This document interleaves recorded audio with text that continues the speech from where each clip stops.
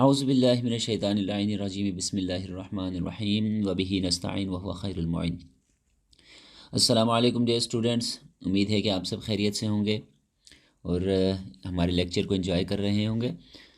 तो आज का हमारा जो एक्सरसाइज है वो एक्सरसाइज नंबर 11 है और एक्सरसाइज नंबर 11 में हमने डिवीज़न को यूज़ करना है और फ्रैक्शन रूल से हमने उसको हल करना है। ठीक, पहले हमारे पास राइट साइड पे एक नंबर, लेफ्ट साइड पे एक नंबर होता था, बीच में क्या होता था, मल्टीप्लाई होता था। अभी यहाँ पे क्या हो गया, अभी मल्टीप्लाई की जगह डिवाइड आ गया। तो हम इसको हल करने की कोशिश करेंगे, आपको भी समझाएंगे। तो क्वेश्चन नंबर 1 इसमें है 4 डिवाइड बाय 2/5। तो देखें यहाँ पर ये जो दो नंबर है, ये फ्रैक्शन है और ये होल नंबर है, इसके दरमियान में डिवाइड आ गया। तो मल्टीप्लाई में हम क्या करते थे, इनको काटते थे, लेकिन अभी डिवाइड आ गई, आ गया तो हम क्या करेंगे। तो यहाँ पर सीखते हैं कि डिवाइड आए तो क्या करेंगे। देखिए लेफ्ट साइड पे जो नंबर है उसको हमने वैसे ही लिखना है, 4 था। डिवाइड को हमने चेंज करना है, कन्वर्ट करना है मल्टीप्लाई में। जब हम मल्टीप्लाई में चेंज कर देते हैं तो उसके राइट साइड वाले नंबर यानी कि ये वाले नंबर जो हैं क्या हो जाएंगे, ये इन्वर्स हो जाएंगे। ठीक है, ये इन्वर्स हो जाएंगे। तो क्या होगा, 5 नीचे है, 5 ऊपर चला जाएगा, इन्वर्स इसको कहते हैं। 2 ऊपर है, 2 नीचे आ जाएगा।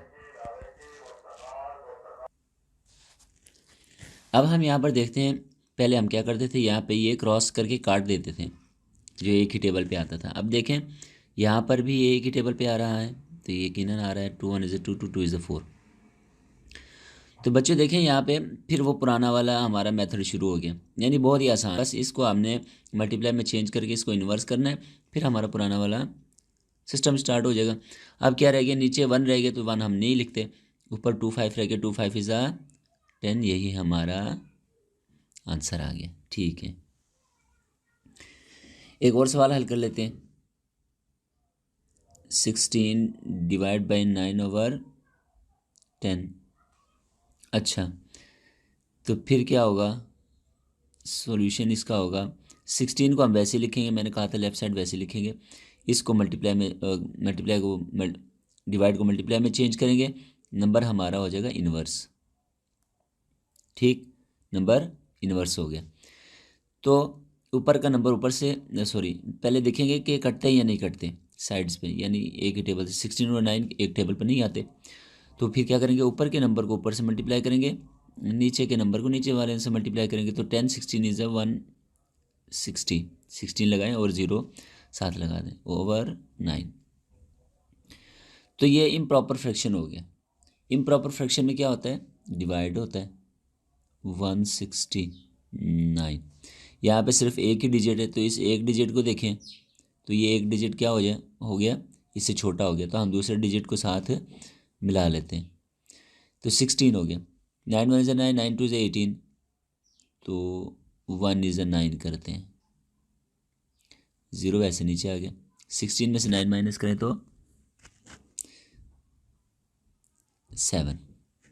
अब 9 का टेबल, 9 6 = 54, 9 7 = 63, 7 = 63, 8 ऐसा करेंगे तो 72 इससे आगे निकल जाएगा, तो इसलिए हमने यहाँ रखा।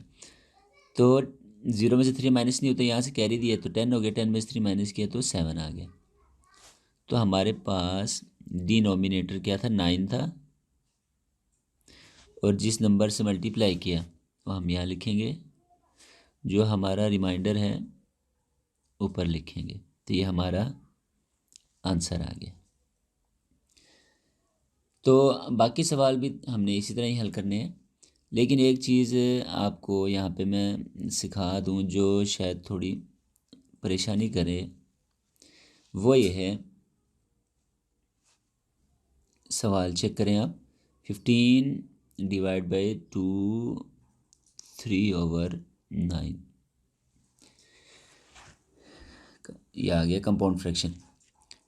तो देखिए यहाँ कंपाउंड फ्रैक्शन में मैंने समझाया था पिछले एक्सरसाइज में भी कि आपने ये साइड वाले नंबर को सबसे पहले हल करने हैं। तो चलें साइड वाले नंबर को हल करते हैं। इसको हमने वैसे ही लिख लिया 15 को, डिवाइड भी फ़िलहाल डिवाइड को हम डिवाइड ही करेंगे। तो 9 2 इज़ 18, 18 + 3 19, 20 21/9। तो ये देखिए, ये हमारा सवाल कैसा हो गया, ये हमारा सवाल इसकी तरह हो गया, इस शक्ल में आ गया। तो ये जब इस शक्ल में आ गया तो हम क्या करेंगे, इससे आगे इसी तरह ये हल करेंगे जिस तरह पिछले सवाल को हल किया था, यानी 15 को वैसे ही लिखेंगे, डिवाइड को मल्टीप्लाई में चेंज करेंगे और ये नंबर क्या हो जाएगा, इनवर्स हो जाएगा। अब देखिए साइड्स पे कटते हैं नहीं कटते, ये एक ही टेबल पे कटते हैं। 3 5 इज़ 15, 3 7 इज़ 21, तो ये सेम टेबल पे कट रहे हैं। अब क्या होगा, ऊपर के नंबर ऊपर से मल्टीप्लाई होंगे। 5 9 इज़ 45 7। तो ये इम्प्रॉपर फ्रैक्शन में आ गया। जब इम्प्रॉपर फ्रैक्शन में आता है तो फिर डिवाइड होता है। 7 का टेबल पढ़ते हैं। 7 7 इज़ 49, 49 से बढ़ गया। 7 6 इज़ 42, 5 में 2 माइनस किया 3 आ गया। तो डिनोमिनेटर हमारा 7 है, 6 से मल्टीप्लाई किया 3 इसका रिमाइंडर है, यही हमारा आंसर है। तो इसी तरह हमारा एक्सरसाइज नंबर 11 ख़त्म होता है। तो आप इस पर थोड़ी तवज्जो करें, प्रैक्टिस करें, क्योंकि मैथ जितनी प्रैक्टिस की जाए उतना ही मज़बूत होता है। तो इंशाल्लाह मिलते हैं अगली वीडियो में, तब तक के लिए खुदा हाफिज़।